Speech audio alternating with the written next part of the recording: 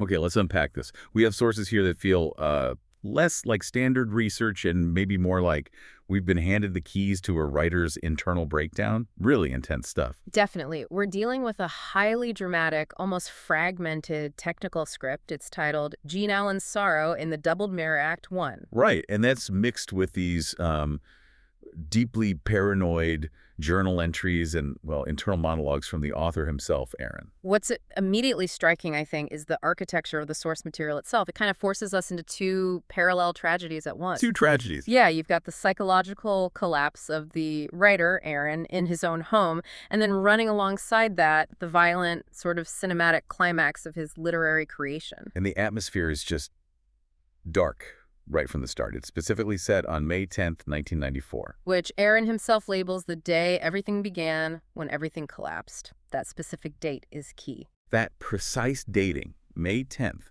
yeah, it immediately signals this isn't just about, fiction. It feels like it's about a specific, maybe unavoidable reckoning in Aaron's own life. Absolutely. And he uses these incredibly visceral, physical metaphors to describe how he's feeling. It's not just anxiety, it's almost bodily trauma. Like what? Well, he says he feels a horseshoe nail digging into his foot with every single step. And he has a gag in the mouth that prevents him from screaming out. It's like he's being actively suffocated by his own mental distress. Wow, that's intense. It really is. It speaks Okay. to this agony of involuntary creation. He talks about his buried thoughts, his fears, his phantoms. Right. He doesn't just see them as ideas. They're entities that acquire flesh and bone. He says they're celebrating victory over him, flying over him, only to suddenly change course and head straight for him like a sandstorm. So a total loss of boundary then Yeah. between his conscious mind and whatever's lurking underneath. Exactly. His internal life is quite literally attacking him. So our mission in this deep dive, it sounds like, is to kind of synthesize this fragmented material. We need to trace Aaron's descent, right? Right, and focus on how his psychological imprisonment, this inability to cry out or stop time, Hmm. how that manifests in the brutal story of his successful book, Mr. Chapiteau, which seems cursed in a way. It's about watching the line between the creator and the creation just violently dissolve. We are basically dissecting the anatomy of a complete psychological break, one that perhaps was predestined the moment Aaron put pen to paper on that specific manuscript. Okay, so let's start by establishing just how precarious Aaron's mental state actually is. He tells us he's desperately maintaining a facade, right? Yeah, a mask, he calls it, and it's cracking at the seams. He says he's holding it together only for the sake of those who do not notice it. So performing normalcy, basically. And he feels this weight of time, wishing he could stop the clock and prevent this inevitable event tied to that specific date, May 10th, 1994. The urgency, that sense of impending doom, it's palpable. And the language he uses to describe himself, it moves beyond simul distress. It's almost high-level biblical melodrama sometimes. How so? He views himself not just as a man, but as a landscape of suffering. He calls himself a mountain range bleeding, a lost forest, and a wanderer between infinite worlds. It's like his writing, even his private notes, are a confessional for this profound, almost epic suffering. But this language, it isn't just self-pity, though, is it? It feels like a philosophical stance on human corruption. This is where he brings in that metaphor of the dance of depravity in Sodom. Exactly. He describes this dance as this universal, almost unavoidable darkness that pursues people until it completely consumes them. And he details how it consumes them with, like, chilling specificity. He does. This darkness, he says, doesn't just affect behavior. It becomes their skeleton, their shadow, their visage, their mind, and their essence. It's total takeover. And the result of this total consumption, they're turned into what he calls deserted mancurts. Yes, that term. Hmm. Okay, wait. That term mancurt sounds very specific, almost mythological. For listeners who might not know that concept, could you elaborate a bit on what Aaron implies there? Sure, it's a concept that comes from Central Asian literature, particularly from the writer Chingiz Aitmatov. A mancurt is essentially a slave who's been subjected to extreme torture. Often, like historical methods designed specifically to destroy their memory and their identity. So they lose everything. Everything. The mancurt retains human form, they can function, but they have absolutely no recollection of their past, their family, or even their creator.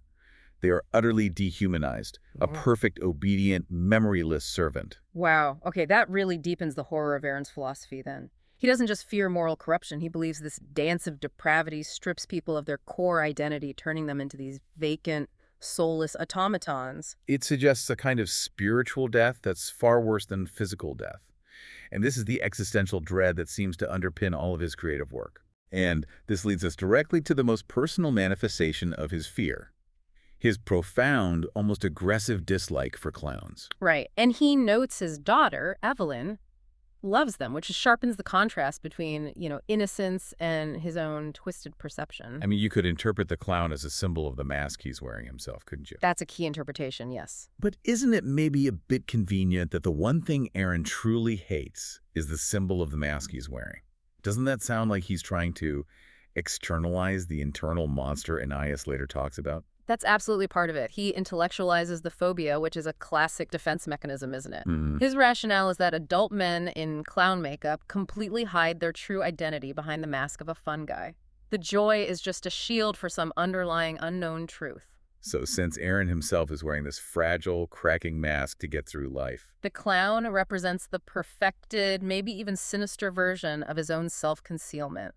It's pure projection, almost like literary criticism of himself. it's the anxiety that the lie is succeeding too well. He says the mask can either take you to the world of death of the white demon, or just leave you with unanswered questions, like a hook that lingers in your mind like a drug. The clown is the addiction, yeah. The internal torment he desperately wants to avoid acknowledging. And that torment is completely tangled up with his most successful book, Mr. Chapiteau.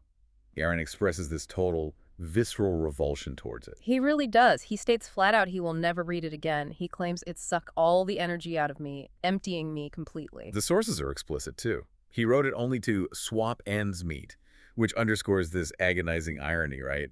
His greatest professional success is the direct source of his spiritual depletion.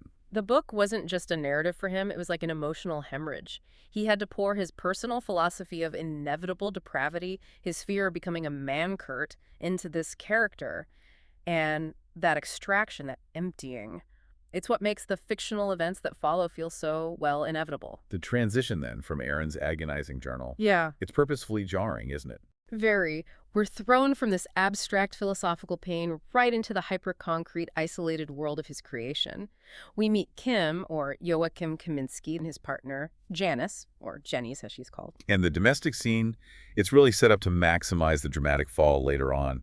Kim's description of his devotion to Janice is almost overwhelming. It is. He says things like, my whole life is shrouded in you, and life only makes sense next to you. They're this little cocoon of codependence. Having retreated to a mobile home, an RV set up by Mirror Lake, seeking total isolation, a kind of self-imposed quarantine from the world Aaron clearly disguises. And they're preparing for the simple, almost quaint ritual, sitting by a campfire, roasting marshmallows. That first, okay. Kim sees this solitude as something he's earned, through years of hard labor and construction. He's almost obsessive about this isolation, clinging to the idea that they deserve months, maybe even years, completely cut off from society. But this modern isolation is immediately undercut by that striking historical detail placed right there in the setting: the signpost near the lake, honoring Jonathan J. Muir. Ah, yes, the signpost. This is where the synthesis gets deeper, I think. Jonathan J. Muir is described as an ardent abolitionist who died tragically at the Battle of Fort Pillow in 1863. Before the 13th Amendment was even ratified, he made the ultimate historical sacrifice for a monumental moral cause. Exactly. That detail cannot be accidental. Why would Aaron, who's writing about this petty, brutal modern violence, place his characters in a location basically hallowed by profound historical sacrifice and moral heroism? Good question. What do you think? Well, it highlights the thematic contrast, doesn't it? The ground they're camping on is saturated with historical meaning, a place where a man gave his life to fight the dance of depravity on a grand moral scale. Well, Kim and Janice are about to be consumed by depravity on the most trivial, random, personal scale. Just a failed robbery. Precisely. Aaron might be commenting on the failure of modern society to honor that historical struggle, or perhaps showing the futility of moral goodness against the constant tide of human evil he seems to believe in. It sets a kind of moral stage for what's about to be, well, desecrated. And the vehicle for this desecration arrives in the form of Lenny and Floyd. They are the perfect embodiment of Aaron's philosophical dance of depravity, utterly consumed by selfish desperation. Lenny is the aggressive one, the dominant figure. He's constantly belittling Floyd, calling him an incompetent bastard. Right, the source spends quite a bit of time establishing Floyd's weakness. He failed to pull the trigger on a previous job. So Lenny's aggression is rooted in pragmatism, maybe frustration. Floyd's seems rooted more in cowardice and failure. They're trapped in a stolen car, paranoid about the police, and Lenny, knowing the car is a liability, forces them to ditch it and walk through the woods. Their dialogue really paints a picture of intense mutual blame. They're just desperate, cornered animals. And what's interesting is how Aaron contrasts their motivations for desperation. Lenny seems focused on survival and control, while Floyd is purely focused on avoiding fertile failure in Lenny's eyes. They're a ticking time bomb, dangerous, not just because they're criminals, but because they're utterly exhausted and terrified of being caught, and heading directly towards that vulnerable, isolated cocoon of Kim and Janice. The scene has been constructed with such surgical precision. You've got the isolation, the historical honor looming, the financial tension simmering, and these two desperate, depraved strangers closing in. It's masterful in a dark way.